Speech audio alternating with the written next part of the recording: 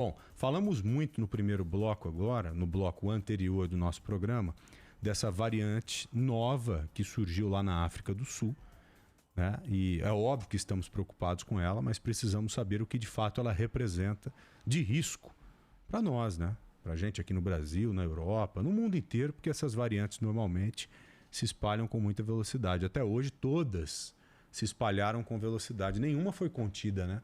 Todas as que surgiram, elas se espalharam mesmo, porque o tal do vírus é meio que doido.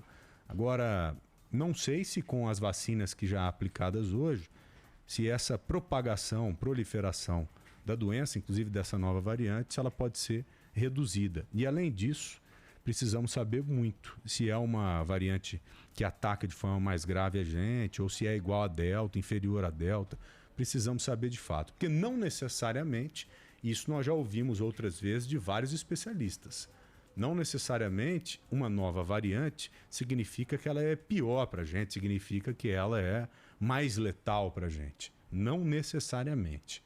Bom, discutimos muito esse absurdo, né, do fato do governo até agora não ter acatado a recomendação da Anvisa em restringir a entrada de estrangeiro, em impedir a entrada dos sul-africanos, ou seja, medidas estratégicas importantes e impreteríveis, vamos falar a verdade. Ô Bruna, acho que está na hora de conversar com quem entende do assunto, né? Está na hora, doutor Evaldo Stanislau de Araújo, infectologista, está aqui conosco, consultor em saúde pública e vai nos ajudar a entender um pouquinho mais sobre essa variante, Joel. Por enquanto, a gente ainda fala de uma situação muito mais restrita à África do Sul, alguns países já se mexendo, como você bem levantou aqui, e aí no Brasil a gente fica com aquela dúvida, o que vai acontecer? Será que isso pode chegar aqui? Estamos ameaçados de novo, por isso ligamos para o Dr. Evaldo para tentar entender, tintim por tintim, e tirar a dúvida de você, ouvinte. Inclusive, quem tiver pergunta para o Dr. Evaldo, mande aqui para a gente também no 999048756. Variante, inclusive, que já foi identificada na Bélgica, como você própria colocou agora há pouco. Doutor Evaldo, muito boa tarde, é um prazer enorme te receber aqui novamente no microfone da Rádio Bandeirantes, aqui no Bora Brasil. Seja sempre bem-vindo, viu, doutor? O senhor está bem? Está tudo bem com o senhor? Oi, doutor. Bruna, Joel, ouvintes, tudo bem, graças a Deus, um prazer. Pena que o assunto seja esse, né? Um assunto tão difícil e tão preocupante. É verdade. Doutor, o que é que o senhor já sabe até o momento dessa variante? O senhor já tem algumas informações importantes ligadas a ela? Olha, Joel, essa variante ela surgiu de uma maneira muito rápida, foi feita uma conferência do Ministério da Saúde da África do Sul. A partir dessa conferência, a comunidade científica, então, travou conhecimento com ela e isso começou ontem, né? E nessas poucas horas, eu diria menos de 24 horas que essa informação está circulando, o que nós vimos? Primeiro, é uma variante que na África do Sul já começa a dominar sobre as demais. Ela está se espalhando pela África do Sul, tem um grupo de mutações inédito que a gente não tinha visto ainda, comprometendo as regiões do vírus que são estratégicas para que a gente primeiro identifique o vírus, para segundo que a gente neutralize, seja por vacina, seja por anticorpos monoclonais. Portanto, uma das potenciais preocupações desta variante é ela escapar da resposta imunológica que a gente tem hoje, né? E que está se disseminando. Então, ontem nós tínhamos informação de um caso em Hong Kong, hoje, como você citou, já tem caso detectado na Bélgica, em Israel, o Reino Unido, a União Europeia já estão restringindo a circulação de pessoas oriundas da África. Então, existem aí todos os componentes para que a gente tenha uma variante de preocupação, ela que inclusive tem um nome provisório, está sendo chamada de variante Ni, né? Com essa classificação da OMS de letras gregas. O senhor acha mesmo, pelo que viu e leu e entendeu, que há um risco maior em comparação, por exemplo, que a variante Delta, dela escapar mesmo das vacinas que temos prontas hoje, doutor? É precoce e ninguém tem essa informação ainda, mas ela tem o potencial de fazê-lo. E se isso acontecer, como a gente já teve a oportunidade de conversar e também como é sabido, a tecnologia do desenvolvimento vacinal hoje permite um ajuste. Então, sobretudo as vacinas de RNA mensageiro, no caso a vacina da Pfizer-BioNTech e a vacina da Moderna, elas poderão ser ajustadas. O que nós imaginamos é que talvez o impacto clínico não ocorra, isso ainda não se sabe, mas é uma possibilidade, mas se precisar de um reforço imunológico ou de proteção, a vacina eventualmente poderá ser ajustada. Tem pessoas que falam que isso pode ocorrer muito rapidamente. O paciente que foi identificado em Hong Kong, por exemplo, ele estava assintomático. Eu não tenho a informação clínica dos demais, mas isso é um bom sinal, que mostra que, apesar de ser uma variante nova e com todo esse potencial que a gente falou, aparentemente não trouxe uma forma clínica mais grave. Entendi. Então é mais ou menos como já discutimos várias vezes aqui em relação ao H1N1. A vacina ela vai se aperfeiçoando praticamente anualmente para ir suprindo e atacando essas novas mutações. É a mesma ideia, não é, doutor? A mesma linha de raciocínio? É a mesma linha, Joel, com a vantagem que a gente está falando de uma tecnologia inovadora, que é essa do RNA mensageiro, as coisas são mais aceleradas, mais rápidas. Mas eu queria enfatizar que não é por acaso que essa variante surgiu na África. O continente africano tem menos de 5% da sua população vacinada, a África do Sul tem uma pequena cobertura vacinal, e a gente vem dizendo isso. Na terça-feira, parece que eu tinha a bola de cristal. Eu dei uma entrevista para a Folha de São Paulo sobre carnaval, e eu falava que com apenas metade da população mundial vacinada, em qualquer lugar do mundo, a esse momento pode estar surgindo uma variante. Deu 2 dias e apareceu essa nova variante. Então, perceba que as coisas na Covid, ao mesmo tempo que elas nos surpreendem e sempre nos deixam impactados, elas são previsíveis, porque esse é um filme que a gente já viu, essa, como se diz, é bola cantada, caçapa cantada, porque continente pouco vacinado, surge a variante, e qual é a culpa que a gente tem nisso? A culpa de não ter distribuído com eficácia essas vacinas. Porque, evidentemente, que a pressão seletiva de uma população subvacinada, com uma resposta imunológica aquém daquela necessária para combater esse vírus, vai dar nisso. E hoje a gente vê, então, o mundo dito bem desenvolvido, rico, fechando as portas para os países africanos, justamente por uma culpa que os países africanos não têm. A culpa é nossa, do mundo que está numa situação financeira melhor, mas que não teve competência para distribuir essas vacinas de uma maneira mais equânime, que pudesse atender e evitar essa situação. Agora, como a gente já fez outras vezes, vamos reparar essa situação, não tenho dúvidas disso. Agora, falando de Brasil, doutor Evaldo, o mais correto seria para ontem o governo federal acatar, né, a orientação da Anvisa, fechar fronteiras, fechar o Brasil para a África do Sul, para a Europa, assim como os outros países estão fazendo, para que a gente tente, de alguma forma, cercar, blindar o nosso país de uma nova variante, né? Ganhar tempo para se preparar para ela também. Exatamente. O Joel foi muito feliz nesse comentário agora e no comentário anterior, quando ele falou: a gente não segurou variante nenhuma. O que a gente faz é ganhar tempo, é comprar tempo. Então, o Reino Unido já o fez, a União Europeia está fazendo, e o Brasil precisa seguir essa orientação da Anvisa. Qualquer estrangeiro que queira vir ao Brasil tem que, número 1, comprovar que está vacinado, e número 2, fazer uma quarentena. Porque, você veja, essa pessoa que foi detectada na Bélgica era uma turista que passou pelo Egito, ou seja, da África do Sul já foi para o Egito, do Egito já foi para a Bélgica, já tem Hong Kong, já tem Israel, ou seja, essa variante está mostrando que ela tem todas as credenciais para se espalhar rápido. Enquanto isso, a gente fica falando aqui de festa de final de ano e de carnaval com fronteira aberta e sem controle sanitário. Isso é uma loucura, não tem outra palavra para descrever, talvez irresponsabilidade seja outra palavra também. É verdade, já dá para pensar em mudar alguns conceitos que foram adquiridos recentemente devido a esse certo conforto que estamos enfrentando. E que temos que, conforto em relação à pandemia, os números que temos hoje no Brasil, e que temos que continuar agindo e muito para que a gente continue dessa forma, né? Cada vez mais controlando a doença. Então, acho que ninguém aqui tem compromisso com o erro. E se for o caso, nós temos que mudar esses conceitos recém-adquiridos. Agora, o doutor, eu estou imaginando aqui como essa nova variante já está sendo estudada pelos laboratórios de última geração do planeta, né?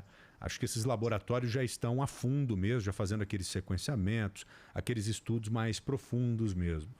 Com esse estudo, esses estudos, já dá para você conseguir ali ter uma ideia se essa vacina vai escapar das vacinas que temos hoje e, a partir disso, já buscar uma modificação para as vacinas, sem esperar que a gente tenha que testar na prática mesmo, tenha que esperar ela infectar a população para depois agir. O laboratório dá condição para a gente se antecipar nesse sentido? Sim, Joel. O vírus, ele é um vírus relativamente pequeno, nós sabemos os locais onde essas mutações ocorrem, e essa é a preocupação com essa variante. Ela tem pelo menos 30 locais de modificação, e grande parte deles na proteína spike, que é justamente o alvo das vacinas. Então, quando a gente dá uma vacina, essas vacinas que nós temos utilizado, elas estimulam o nosso sistema imunológico a reconhecer essa região do vírus e, a partir daí, combatê-lo. Se o vírus se disfarça e modifica, as vacinas e o nosso sistema imunológico não mais reconhecerão esse vírus e daí, então, ele poderá escapar. Então, a gente já conhece onde as mutações ocorreram, quais são os tipos de mutação, mas uma coisa é o que a gente conhece no laboratório, a outra coisa é o comportamento na vida real. Então, hoje, os laboratórios já estão com essas sequências, já estão analisando e se preparando, mas pode ser que a gente nem precise, porque na vida real o impacto desse vírus pode não ser tão grande quanto hoje ele se anuncia. Então a gente tem que aguardar ainda mais uns dias, umas semanas, fazer vigilância epidemiológica intensa para identificar isso, mas eu quero enfatizar, esse caso de Hong Kong, por exemplo, foi assintomático. Se de um lado é bom, porque demonstrou que não houve gravidade para quem se infectou, de outro lado é ruim, porque aquilo que é assintomático passa despercebido e se espalha com mais facilidade. Daí a necessidade de a gente fazer quarentena desses viajantes e testar mais, né? Nós precisamos identificar quem tem o vírus para que esse vírus seja identificado e saber se é essa nova variante ou não. Então, enquanto a gente não aumentar a testagem no mundo, a gente vai continuar numa situação de insegurança. Então, não necessariamente, como nós sabíamos, mas nunca é demais reforçar, não necessariamente uma nova variante, ela é mais letal, ela é mais agressiva do que a anterior, né, doutor? Exatamente, e por vezes, Joel, quando a variante ela é muito agressiva, isso é ruim para o próprio vírus. A variante de sucesso, ela é discreta. Ela tem um quadro clínico, por vezes, mais brando, ela não é tão agressiva assim, porque qual é o objetivo do vírus? É se espalhar. Se ele for muito agressivo, ele mata o seu transmissor, que é o ser humano, e aí ele não vai muito adiante, porque morreu todo mundo. Por exemplo, o ebola é um vírus de alta letalidade, e você vê que um dos mecanismos que a gente consegue controlar é porque ele é tão letal que ele se restringe ali naquela região que está comprometendo, ele não consegue ir muito para frente. Agora, um vírus com uma variante que não dê uma doença tão grave e que consiga, de certa forma, passar sintomática, ele vai ter muito sucesso, que ele vai longe e depois explode aí com milhões de casos ao mesmo tempo. Então, quanto maior o sucesso para o vírus, menos letal ele é. É isso, né? Exatamente. Variantes muito agressivas, elas têm mais dificuldade de se propagar, Joel. Entendi. Agora, o que eu fico com dúvida ouvindo isso, doutor Evaldo, logo no comecinho, o senhor disse que é um grupo de mutações. Por isso que essa variante assusta, né? Porque são muitas mutações em uma única variante. Mas não é a quantidade de mutação que faz com que uma variante seja mais letal, mais grave, né? não. A gente não tem essa informação, Bruna, da gravidade clínica, né? Mas a gente supõe que com esse número de mutações ela possa desafiar. Agora, o momento hoje da Covid é outro, não é? Nós temos hoje vacina, nós temos hoje anticorpos monoclonais e nós temos, sobretudo, antivirais. Eu queria lembrar que esses antivirais que foram descritos, eles têm um mecanismo de ação que, independentemente do vírus, um deles leva a uma catástrofe, o termo é esse mesmo, catástrofe de replicação. E com isso o vírus não consegue ir adiante. Então, o nosso arsenal se modificou, mas a gente não pode fazer de conta que não fez a lição de casa e não aprendeu o que tinha que aprender. Então, quarentena é muito eficiente para quem está vindo dessas regiões mais comprometidas, e a testagem, eu insisto, para que a gente identifique os infectados e tente fazer uma contenção. Mas aí a gente vai ter tratamento com antiviral, nós teremos vacinas, nós temos a possibilidade de alterar a formulação das vacinas e nós temos os anticorpos monoclonais, mas aí com uma observação que aparentemente essa mutação que o vírus sofreu talvez leve ao escape de alguns desses anticorpos monoclonais hoje disponíveis. Eu estava pensando nisso há pouco, não com essa propriedade, é claro, mas fiquei muito feliz em ouvir isso por parte do senhor, porque hoje a nossa situação é muito mais confortável. Nem por isso a gente pode subestimar a doença.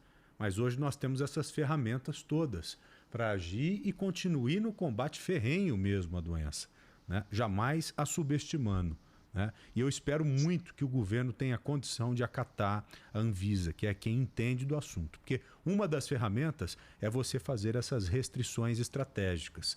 No restante, deixa na mão dos cientistas, dos especialistas, que eles vão criando as vacinas novas para que elas tenham condição, com as formas atuais, de continuar nos protegendo, inclusive não somente dessa variante, mas das novas que devem surgir daqui para frente também. E a expectativa, né, Joel, repetindo aqui para o ouvinte da Rádio Bandeirantes, é de que a Anvisa, sim, é de que o Ministério da Saúde acate essa orientação da Anvisa, como a Natália Pazzi trouxe aqui para a gente. Então, talvez, ainda nessa sexta-feira, a gente já tenha essa informação de que o Brasil vai, sim, fechar portas, pelo menos nesse primeiro período, para quem vem da África do Sul. Não só o Ministério da Saúde, Casa Civil e Justiça também. Os 3 ministérios têm que tomar uma decisão em comum acordo, Bruna. Deixa eu aproveitar que o doutor Evaldo está aqui com a gente, só para puxar um outro assunto. Na verdade, Joel, eu pedi um comentário dele, o Daniel Batista, que está sempre de olho em todas as notícias, manda aqui para a gente uma notícia desse momento, que acaba de sair. A União Europeia decidiu reconhecer finalmente a Coronavac como válida contra a Covid-19. Só que isso daí só passa a valer a partir do ano que vem, 10 de janeiro de 2022. Um alívio para quem tomou a Coronavac, né, doutor Evaldo? Muito no começo a gente pensava isso, a vacina que eu tomei não é válida em nenhum outro lugar do mundo, o que será que está acontecendo? Colocou até, de certo ponto, para muitas pessoas a vacina em xeque. Será que dá certo? Será que não dá? E agora a gente tem essa notícia. Então, algo a ser comemorado, né? Não, sem dúvida nenhuma, o mundo parece que volta ao seu estado normal de juízo. A Coronavac é uma vacina de vírus inativado muito importante, inclusive nisso que a gente está falando de variantes. Por quê? Porque como a Coronavac usa o vírus inteiro, ela tem muitos outros alvos. Se uma parte do vírus se modificou porque é uma variante, o resto continua sendo reconhecido pelos anticorpos. Então, essa é uma boa característica da Coronavac. É uma vacina bastante importante e que eu acho que o Brasil deve muito à Coronavac, porque os profissionais de saúde, milhões de pessoas foram vacinadas inicialmente com ela, quando não existia nada. E ela foi decisiva para salvar muitas vidas. Então, é uma decisão que eu encaro com muita naturalidade. Já existiam outros países que há muito tempo reconheciam a Coronavac, é o caso da Suíça, por exemplo. Então, que bom que a gente está voltando à normalidade, e aproveito essa pergunta para enfatizar que a Coronavac, pela tecnologia que foi utilizada, é uma das boas vacinas para resistir a essas novas variantes, por exemplo. Boa. Doutor Evaldo, querido, muito obrigado por nos atender mais uma vez. Como é importante contar com o conhecimento do senhor, viu? Muito obrigado mesmo, um grande abraço. Que o senhor tenha sorte aí, que Deus abençoe a sua família. Proteção sempre para o senhor, viu, doutor? Obrigada, doutor. Muito beijo. Muito obrigado a vocês dois, que são dois grandes amigos e queridos também. Um bom final de semana para vocês. Obrigado, meu amigo. Até a próxima.